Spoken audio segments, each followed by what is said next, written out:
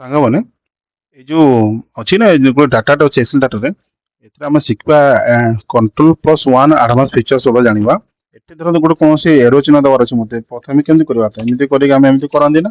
aero ଚିହ୍ନଟା ସବୁଥିରେ ଯଦି ଏମିତି କରିବା ତାହେଲେ ଗୋଟେ ଏପଟ ସେପଟ ହବ ଏଟା ଆଗ ହେଇଯିବ ପଛ ହେଇଯିବ ଏମିତି ତାକୁ କେମିତି ସିଲେକ୍ଟ କରିବା ବା Ctrl+1 ଦ୍ଵାରା କେମିତି ହେଇପାରିବ ଦେଖିବା ପ୍ରଥମେ ଡାଟା ଟିକେ ସିଲେକ୍ଟ କରି ନେବା ତାପରେ କଣ କରିବା ନା Ctrl+1 ଦ୍ଵାରା ପ୍ରେସ୍ କରିବା କଷ୍ଟମ ଆସିନା କଷ୍ଟମ ଚିହ୍ନ ଯିବା ଯୋଉ ଜେନେରାଲ ଲେଖା ଅଛି ତାକୁ ବ୍ୟାକ୍ ସ୍ପେସ ରେ ବ୍ୟାକ୍ କରି ନେବା ସେଠି କଣ କରିବା ଶିଫ୍ଟ ସହିତ @ ଲେଖିବା ଗୋଟେ ଲେଖିବା ଦିଟା ଆସିଥିଲା ତାପରେ କଣ କରିବା ଷ୍ଟାର ସ୍ପେସ ଦେଇକି ୱିଣ୍ଡୋ ସହିତ ସେମିକୋଲନକୁ ପ୍ରେସ୍ କଲେ ଡାୟଲଗ ବକ୍ସଟି ଆସିବ ଏଥିରେ ଆମେ ଚଏସ୍ କରି ନେବା କୋଉଟେ ଡାଟା ଗୋଟେ ଚଏସ୍ କରି ନେବା ଯୋଉଟା ବି ଗୋଟେ ହଉ କିମ୍ବା ଦେଖନ୍ତୁ ଏଠି ବି ଆସିପାରିବ